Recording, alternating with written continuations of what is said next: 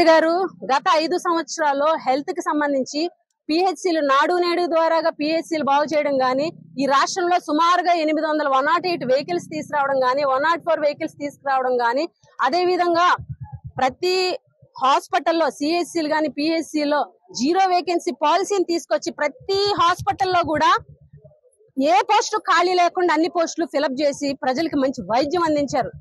Even though guards దగ్గర నుంచి, అంటే సెక్యూరిటీ గార్డ్స్ దగ్గర నుంచి, అదే విధంగా ఎవరైతే దర్జీలు ఉంటారు కదా, ఎవరైతే ధోబీ ఉంటారు కదా, ధోబీతో కలిపి, అదే విధంగా సెక్యూరిటీ గార్డ్ తో కలిపి అక్కడ ఉన్న హాస్పిటల్లో ప్రతి ఒక్క చిన్నది ఎంఎన్ఓలు, ఎఫ్ఎన్ఓలు, స్పెషలిస్టులు అందరినీ కూడా అన్ని రిక్రూట్మెంట్స్ కంప్లీట్ చేసి స్పెషలిస్ట్ డాక్టర్లను ఇచ్చి ప్రతి హాస్పిటల్లో 0 వేకెన్సీ అనే సర్వీస్ తీసుకొచ్చి జగన్మోహన్ రెడ్డి గారు ఎంతో మంచి మెరుగైన వైద్యం, ఉచిత వైద్యం ప్రజలకి ఇవ్వడం జరిగింది.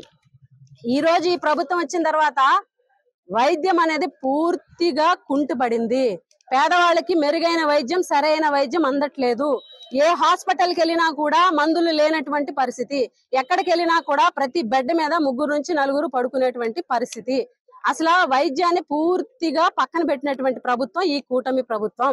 గతంలో జగన్మోహన్ రెడ్డి గారు ప్రజలకి మెరుగైన వైద్యం, ఉచిత వైద్యం, సూపర్ స్పెషాలిటీ వైద్యం అందించాలన్న ఉద్దేశంతో, మంచి ఉద్దేశంతో ఈ 17 మెడికల్ కాలేజీలను కూడా తీసుకురావడం జరిగింది. ఈ రాష్ట్రంలో 100 సంవత్సరాల్లో, అంటే 1923 నుంచి జగన్మోహన్ రెడ్డి గారి ప్రభుత్వం వచ్చినంత వరకు చూస్తే ఈ 100 సంవత్సరాల్లో ఆంధ్రప్రదేశ్ రాష్ట్రానికి ఉన్నటువంటి ప్రభుత్వ మెడికల్ కాలేజీలు కేవలం 12 మాత్రమే. కానీ జగన్మోహన్ రెడ్డి గారు వచ్చిన తర్వాత 17 మెడికల్ కాలేజీలని ఒకేసారి 26 జిల్లాల్లో కూడా 17 మెడికల్ కాలేజీలని తీసుకురావడం జరిగింది.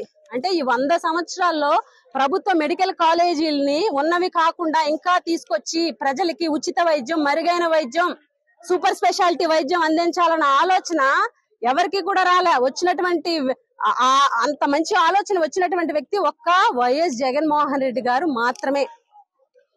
ఈ రోజు చంద్రబాబు నాయుడు గారు, ఈ రోజు ముఖ్యమంత్రి గారు 14 ఏళ్ల ముఖ్యమంత్రిగా పనిచేసి 4వ ముఖ్యమంత్రిగా పనిచేస్తూ ఆయన హయాంలో ఒక్క ప్రభుత్వ మెడికల్ కాలేజీని కూడా ఆంధ్రప్రదేశ్ కి తీసుకురానటువంటి వ్యక్తి చంద్రబాబు నాయుడు గారు. ఆయన హయాంలో ఒక్క ప్రభుత్వ మెడికల్ కాలేజీ కూడా రాలేదు.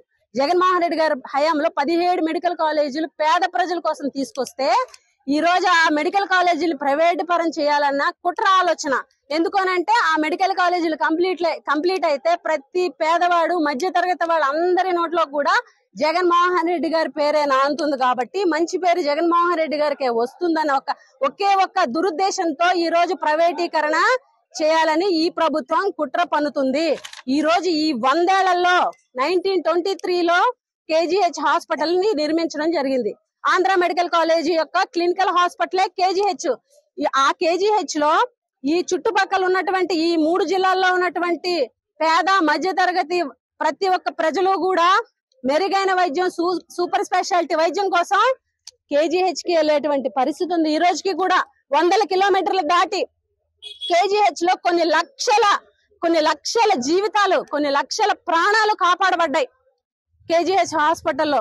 అటువంటి కేజీహెచ్ హాస్పిటల్ మన చుట్టుపక్కల, మన అతి దగ్గరలో లేకపోవడం వల్ల కొన్ని లక్షల ప్రాణాలు మనం కోల్పోయాం మన ఏరియాలో.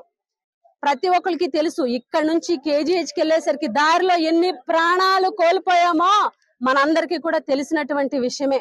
ఈ రోజు జగన్మోహన్ రెడ్డి గారి నిర్ణయం వల్ల, జగన్మోహన్ రెడ్డి గారి ఆలోచన వల్ల పార్వతీపురంలో మెడికల్ కాలేజీ అనేది 25-26కి కంప్లీట్ అయ్యి పేద ప్రజలకు అందుబాటులో రావాల్సినటువంటి ప్రభుత్వ మెడికల్ కాలేజీలని ఈ రోజు ఈ ప్రభుత్వం కుట్రతోటి ప్రైవేటీకరణ చేస్తే మళ్ళీ అదే మెరుగైన వైద్యం కోసము, అదే సూపర్ స్పెషాలిటీ వైద్యం కోసము 100 కిలోమీటర్లు గుప్పెట్ల ప్రాణాలు పెట్టుకొని కేజీహెచ్ కి వెళ్లాల్సినటువంటి దుస్థితి వస్తుందని చెప్పేసి ప్రజలందరికీ కూడా, మీ అందరికీ కూడా మేము విన్నవించుకుంటున్నాం. చరిత్ర సృష్టించినోడు